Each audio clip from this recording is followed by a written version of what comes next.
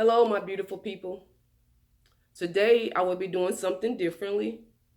I will be talking about why we should be observing Yahuwah's Passover and what's the meaning of the Passover and why we should not be celebrating, feasting Easter, especially our children. Oh. So, from the beginning, the Hebrews, Israel, we was in slavery to the Egyptians. And Yahuwah heard the Israelites cry. They was crying out. And he raised up a prophet, Moses. And Israel was in bondage to the Egyptians for 400 and I think 30 years. Like I say, the Israelites, they cried out to Yahuwah to save them, to deliver them. So Yahuwah raised up a prophet, and that was Moses. And Moses went to Pharaoh on 10 occasions and said, "Let my people go." But Yahuwah told Moses that he was going to harden Pharaoh's heart because he wanted to show him who he was. You hear me? So after all said and done, Pharaoh did let us go with victory. I want to read the story. I want to start in Exodus 12. Exodus 12. Now, Yahuwah spoke to Moses and Aaron in the land of Egypt, saying, "This month shall be your beginnings of month. It shall be the first month of the year to you. Speak to all the congregation of Israel, saying, on the 10th of this month, every man shall take for himself a lamb, according to the house of his father, a lamb for a household. Your lamb shall be without blemish, a male of the first year. You may take it from the sheep or from the goats. Now you shall keep it until the 14th day of the same month. Then the whole assembly of the congregation of Israel shall kill it at twilight." Twilight means evening, when the sun go down. "And then shall take some of the blood and put it on the two doorposts and on the lintels of the houses where they eat it.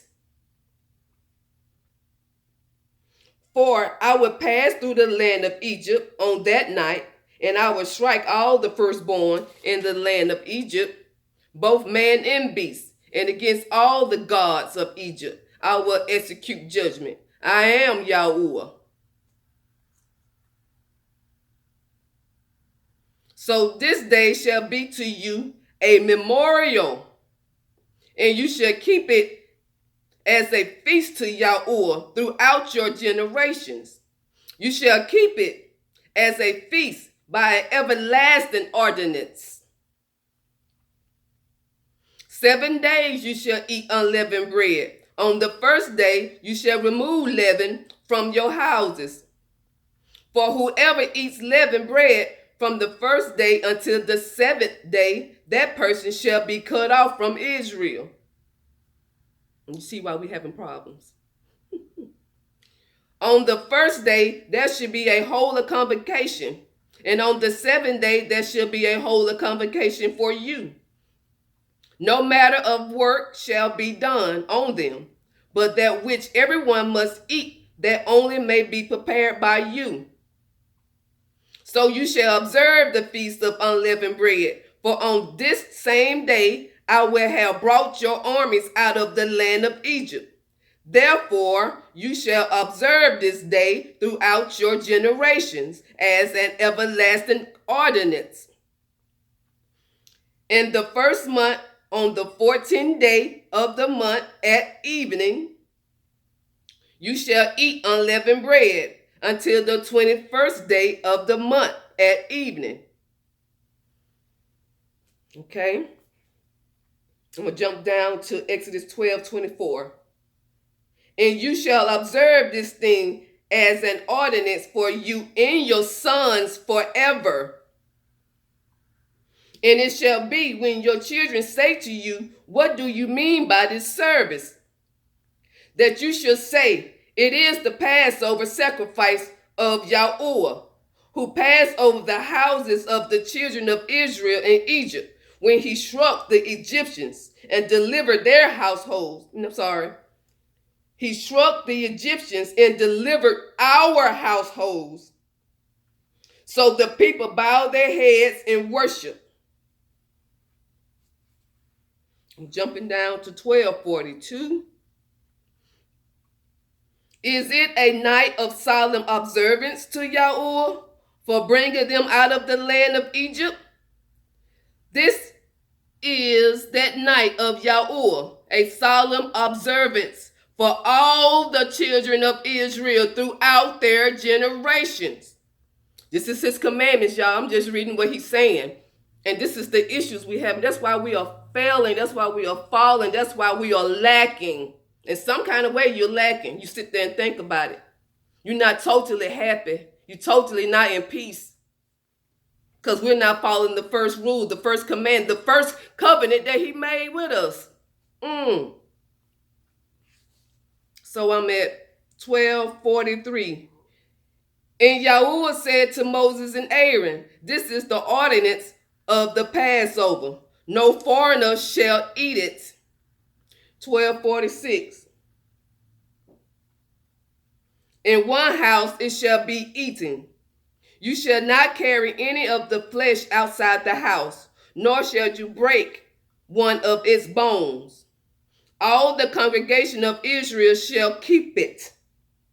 All the congregation of Israel shall keep it. And you see that it say, nor shall you break one of his bones.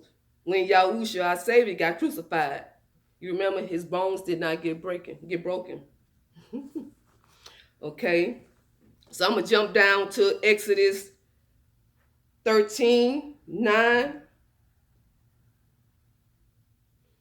It shall be as a sign to you on your hand and as a memorial between your eyes, that Yahweh law may be in your mouth. For with a strong hand Yahweh has brought you out of Egypt. You shall therefore keep this ordinance in its season from year to year.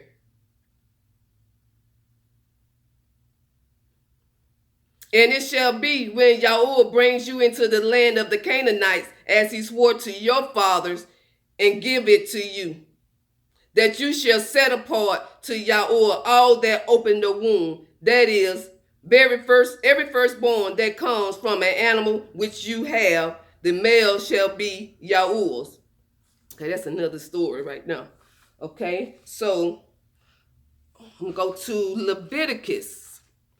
Leviticus 23:4-5 also talk about the Passover. Let's go there.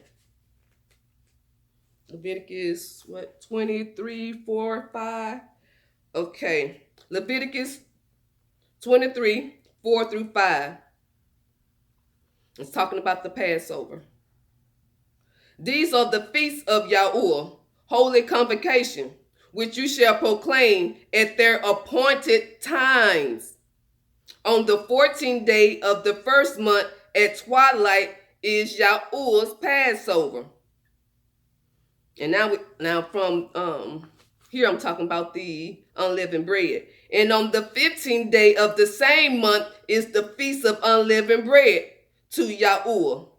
7 days you must eat unleavened bread. On the first day, you shall have a holy convocation. You shall do no customary work on it. Okay? So that tells you why we honor Yahweh's Passover. Because that is when he delivered us from Pharaoh with a strong, mighty, powerful hand, my beautiful people. So now I want to also talk about how my people fail by worshiping Ashereth, Easter, Ishtar, all those the same name. So if you look it up, all of them mean the same name. They all mean the same name. Easter is a goddess. It's I don't know what kind of goddess, a sex fertility goddess. let me read that. I got to jump around, but you have to understand this. Okay, Easter is the English way of saying it, but Estre, Eastre, is Anglo-Saxon way. Ishtar is the Babylonian god. Ashereth was the Hebrews. That's the idol we were worshiping. And Ashtartet was the Greek. Now, Easter. Ishtar was the goddess of springtime. She was a fertility goddess whose symbols included rabbits and eggs. Easter was originally the celebration of Ishtar, the Assyrian and Babylonian goddess of fertility and sex symbols. Or did you actually think eggs and bunnies had anything to do with the resurrection? After Constantine decided to Christianize the empire, Easter was changed to represent Yahusha.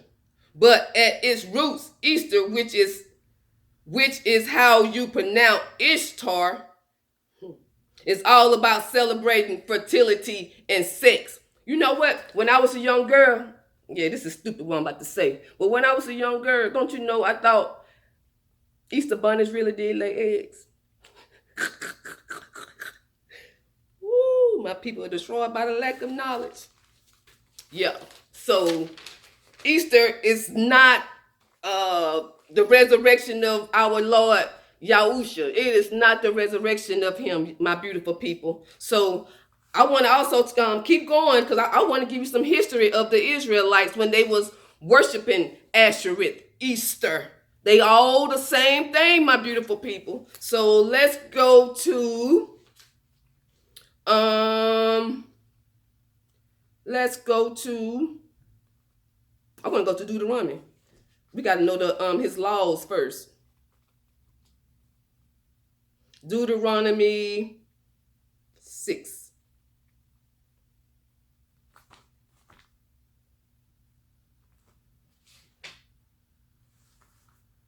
Well, let's start with Deuteronomy 5. And Deuteronomy 5 is his laws. Have to know this. And Moses called all Israel and said to them, "Hear, O Israel, the statutes and judgments which I speak in your hearing today, that you may learn them and be careful to observe them. Yahuwah our Elohim made a covenant with us in Horeb. Yahuwah did not make this covenant with our fathers, but with us, those who are here today, all of us who are alive.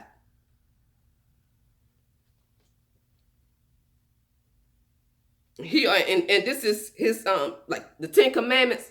Here are the first 3. I am Yahuwah your Elohim, who brought you out of the land of Egypt, out of the house of bondage. You shall have no other gods before me. You shall not make yourself a carved image, any likeness of anything that is in heaven above, or that is in earth beneath, or that is in the water under the earth. You shall not bow down to them, nor serve them. For I am Yahuwah your Elohim. Your Elohim, am a jealous Elohim, visiting the iniquities of the fathers upon the children to the 3rd and 4th generation of those who hate me. But showing mercy to thousands, to those who love me and keep my commandments." So his commandments, the first 3, he said what? Don't put no other God before him, my beautiful people. And that's what we've been doing, worshiping these feasts, Christmas, Thanksgiving, Easter. Man, them all worshiping, them all rituals that we doing. This Easter stuff, this all rituals, this witchery stuff. Yeah, you witches, this witchery stuff. So my beautiful people, stop. So I also want to give you some history of how we've been falling and why we're in the situation that we're in right now. If you know what I mean, Babylon. So let's go to, we're going to start with King Solomon. King Solomon, so 1 Kings 11. 1 Kings 11. 1 Kings 11. I want to talk about Solomon. how them pagan women led him astray. But King Solomon loved many foreign women, as well as the daughter of Pharaoh, women of the Moabites, Ammonites, Edomites, Sidonians, and Hittites, from the nation of whom Yahuwah had said to the children of Israel, you shall not intermarry with them, nor they with you. Surely they will turn away your hearts after their gods. Solomon clung to these in love. And he had 700 wives, princesses, and 300 concubines, and his wives turned away his heart. So I want to jump down because he did that. What are you talking about? The Ashereth. I wish I would have highlighted it.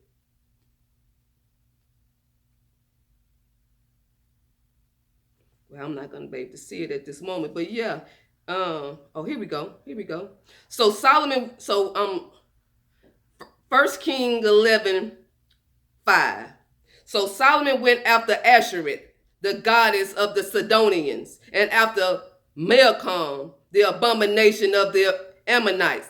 Solomon did evil in the sight of Yahuwah and did not fully follow Yahuwah, and did his father David. Then Solomon built a high place for Chemosh, that's another idol, the abomination of Moab, on the hill that is east of Jerusalem, and for Moloch, another one, the abomination of the people of Ammon. And he did likewise for all his foreign wives. He burned incense and sacrificed to their gods. So Yahuwah became angry with Solomon because his heart had turned from Yahuwah Elohim of Israel, who had appeared to him twice and had commanded him concerning these things, that he should not go after other gods, but he did not keep what Yahuwah had commanded. Therefore Yahuwah said to Solomon, because you have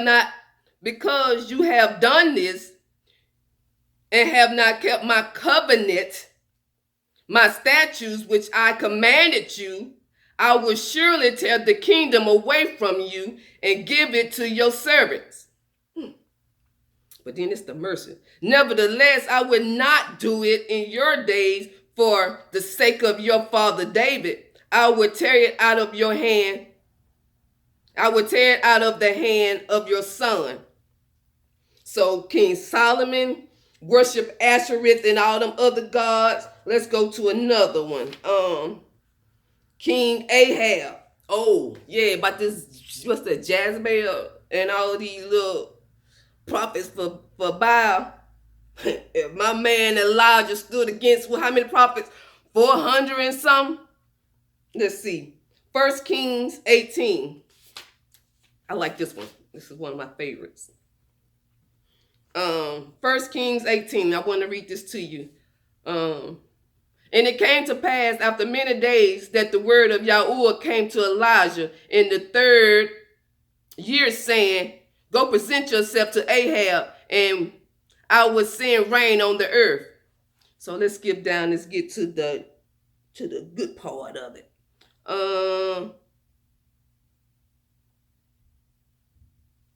Do apologize, and shall come to pass. Where we at? Forsaking the commandments. Here we go. Then it happened, Then it happened when Ahab saw Elijah, that Ahab said to him, Is that you, O troubler of Israel? And he answered, I have not troubled Israel, but you and your father's house have, and that you have forsaken the commandments of Yahuwah and have followed the Baals. Now therefore send and gather all Israel to me on Mount Carmel, and 450 prophets of Baal, and 400 prophets of Asherah, who eats at Jezebel's table. So Ahab sent for all the children of Israel and gathered the prophets together on Mount Carmel. And Elijah came to all the people and said, how long will you falter between two opinions? If Yahuwah is Elohim, follow him. But if Baal, follow him. But the people answered him not a word. Then Elijah said to the people, I alone am left, a prophet of Yahuwah, but Baal's prophets are 450 men. Therefore, let them give us 2 bulls, and let them choose 1 bull for themselves. Cut it in pieces, and lay it on the wood, but put no fire under it, and I will prepare the other bull, and lay it on the wood, but put no fire under it. Then you call on the name of your gods, and I will call on the name of Yahuwah. And I'm sorry. I will call on the name of Yahuwah. And Elohim, who answers by fire, he is Elohim. So all the people answered and said, it is well spoken. Now Elijah said to the prophets of Baal, choose 1 bull for yourself and prepare it first, for you are many, and call on the name of your God, but put no fire under it. So they took the bull which was given them, and they prepared it, and called on the name of Baal from morning even to noon, saying, O Baal, hear us. But there was no voice. No one answered. Then they leaped about the altar which they had made. And so it was at noon that Elijah mocked them and said, cry out loud, for he is God. Either he is meditating, or he is busy, or he is on a journey, or perhaps he is sleeping and must be awakened. So they cried out loud and cut themselves, as was their custom, with knives and lances, until the blood gushed out on them. And when midday was past, they prophesied until the time of the offering of the evening sacrifice. But there was no voice, no one answered, no one paid attention. Then Elijah said to all the people, come near to me. So all the people came near to him, and he prepared the altar of Yahuwah that was broken down. And Elijah took 12 stones, according to the number of the tribes of the son of Jacob, to whom the word of Yahuwah had come, saying, Israel,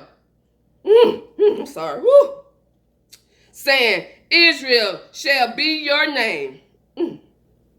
Then with the stones he built an altar in the name of Yahuwah, and he made a trench around the altar, long enough to hold 2 sets of seeds. And he put the wood in order, cut the bull in pieces, and laid it on the wood, and said, fill 4 pots with water, and pour it on the burnt sacrifice and on the wood. Then he said, do it a second time, and they did it.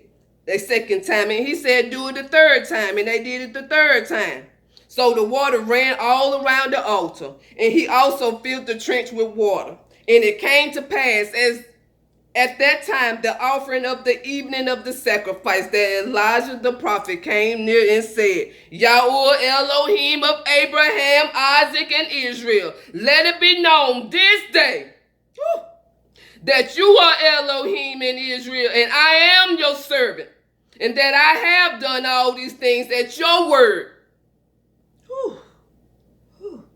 Hear me, O Yahuwah, hear me, that this people may know that you are Yahuwah Elohim, and that you have turned their hearts back to you again. Then the fire of Yahuwah fell and consumed the burnt sacrifice, and the wood and the stone and the dust, and it licked up the water that was in the trench. And when all the people saw it, they fell on their faces and said, Yahuwah, he is Elohim. Yahuwah, he is Elohim. And Elijah said to them, seize the prophets of Baal. Do not let one of them escape. So they seized them, and Elijah brought them down to the brook of Kishon and executed them there.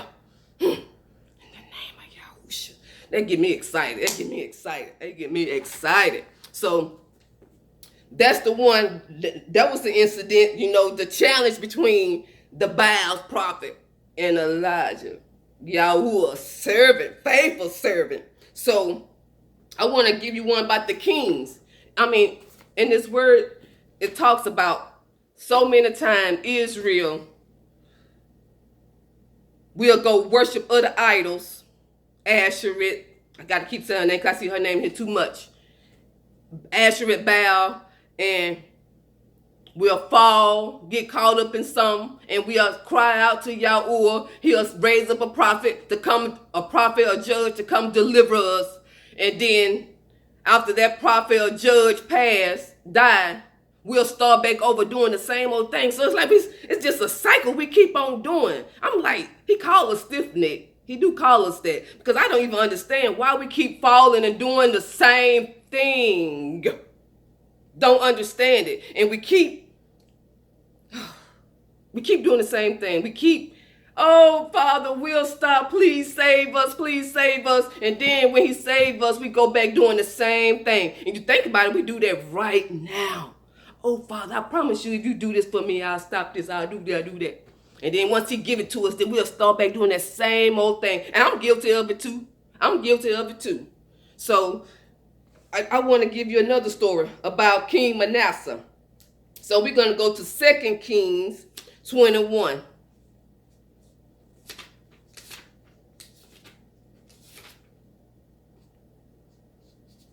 I know I got to make this pretty short because I have a lot to say, but I know we can't go there. But I want to give you, in the kings that talk about the kings of Judah and Jerusalem, Israel, how the kings made us fall. You know, the kings worshiping other idols, you know, worshiping on high places, and they made Israel fall. And that's how we became and captives to other nations. And that's why we over here. Think about it. Think about it. That's why we over here. And we're still doing it. We're still worshiping Baals. We're still worshiping Baals. I'm sorry. 20. Let's go to 2 Kings 21. Manasseh was 12 years old when he became king, and he reigned 55 years in Jerusalem. His mother's name was, I don't know how to pronounce her name, I don't know. And he did evil in the sight of Yahuwah, according to the abomination of the nations, whom Yahuwah has cast out before the children of Israel. For he built the high places which Hezekiah his father had destroyed. He raised up altars for Baal and made a wooden image, as Ahab king of Israel had done. And he worshipped all the hosts of heaven and served them. He also built altars in the house of Yahuwah, of which Yahuwah had said, in Jerusalem I will put my name. And he built altars for all the hosts of heaven in 2 courts of the house of Yahuwah. And he made his sons pass through the fire, practiced soothsaying, used witchcraft, and consulted spiritualists and mediums. He did much evil in the sight of Yahuwah to provoke him to anger.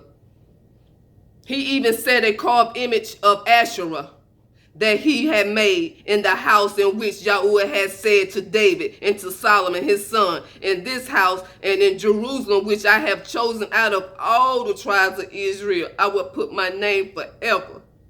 And I will not make the feet of Israel wander any more from the land which I gave their fathers, only if they are careful only if they are careful to do according to all that I have commanded them, and according to all the law that my servant Moses commanded them. But they paid no attention, and Manasseh seduced them to do more evil than the nation whom the Lord, I'm about to say Lord, because he don't like that name either. But they paid no attention, and Manasseh seduced them to do more evil than the nations whom Yahuwah had destroyed before the children of Israel. And Yahuwah spoke by his servants, the prophets, saying, because Manasseh, king of Judah, has done these abominations, he has acted more wickedly than all the Amorites who were before him, and has also made Judah sin with his idols. Therefore, thus says Yahuwah of Israel, behold, I am bringing such calamity upon Jerusalem and Judah, that whoever hears of it, both his ears will tingle. And I will stretch over Jerusalem the measuring line of Samaria and the plummet of the house of Ahab. I will wipe Jerusalem as one wipes a dish, wiping it and turning it upside down. So I will forsake the remnant of my inheritance. We are his inheritance. Think about that. We are inheritance of Yahuwah. And we acting the way we acting right now. My beautiful people, get in your word and find out who you are. This is who you are in here. You know what they call it, the Bible? But in the word, he said it's the book of covenants. This is our covenant. We married to him. This is our covenant. You need to get in here and understand your covenant. What oaths we done made. What agreements we done made with Yahuwah.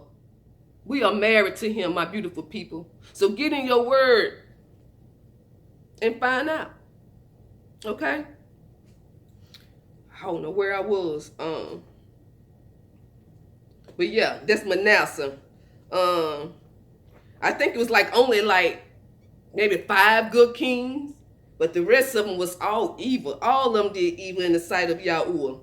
Before I get finished, because there's so much I could talk about each king and the evil that they did in the sight of Yahuwah. And every time they did that, he sent another nation in to invade us and take us captives. You know, when we was gone for 18 years, 7 years, such and such years, and he always bring us back because we cry out to him, and he raise up a prophet or a judge, and he bring us back. But then we do it all over again. You hear me? So I want to read one more thing. I want to read the prophet Jeremiah and Ezekiel. Jeremiah 44. Jeremiah 44.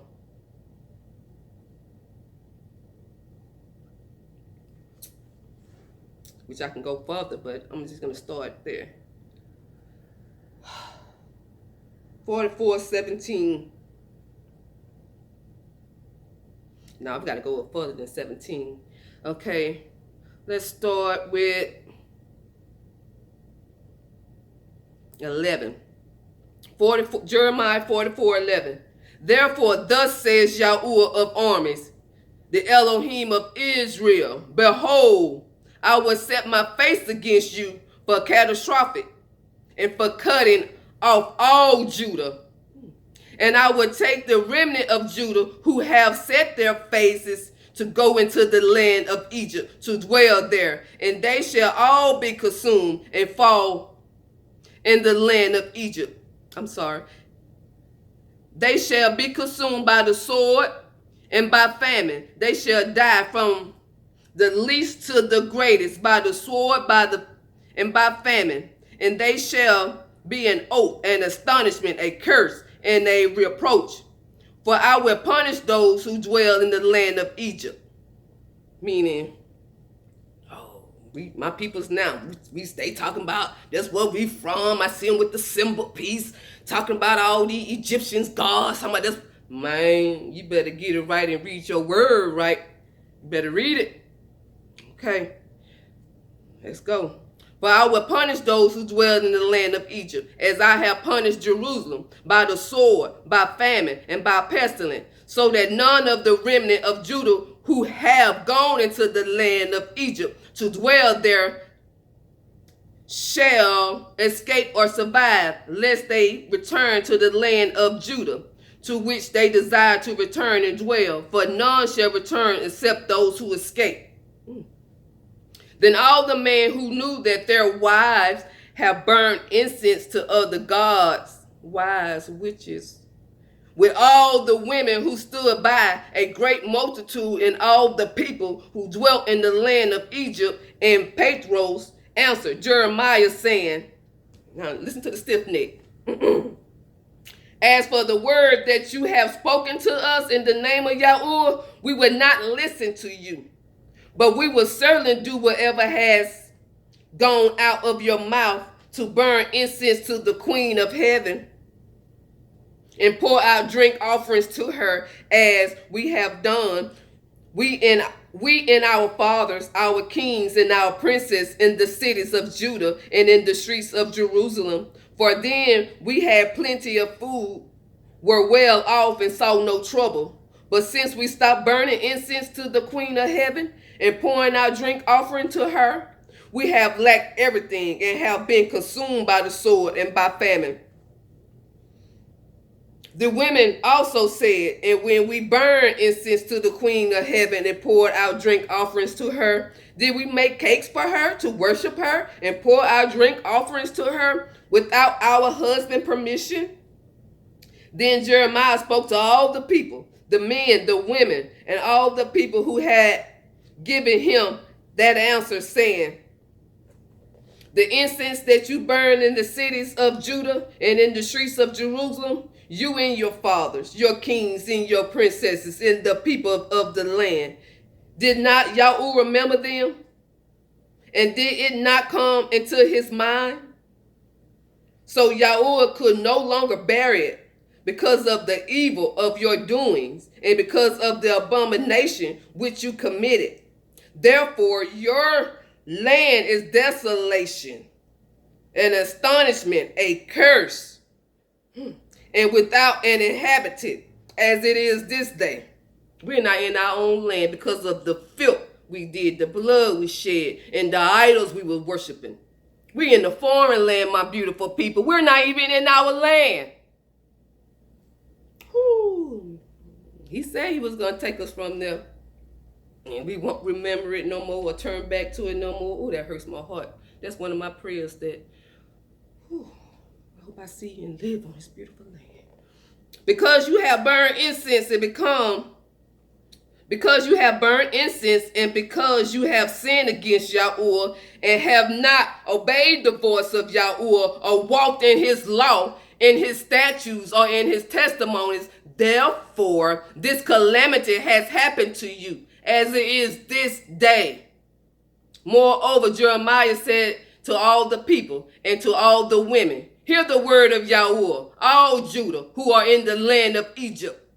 Thus says Yahweh of armies, the Elohim of Israel, saying, you and your wives have spoken with your mouths and fulfilled with your hands, saying, we will surely keep our vows that we have made to burn incense to the Queen of Heaven and pour out drink offerings to her. You will surely keep your vows and perform your vows. Therefore, hear the word of Yahweh.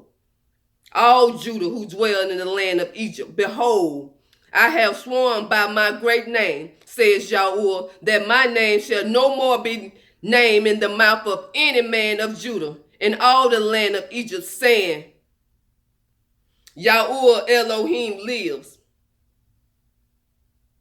I'm got to read this part too because this is, man, just hear it.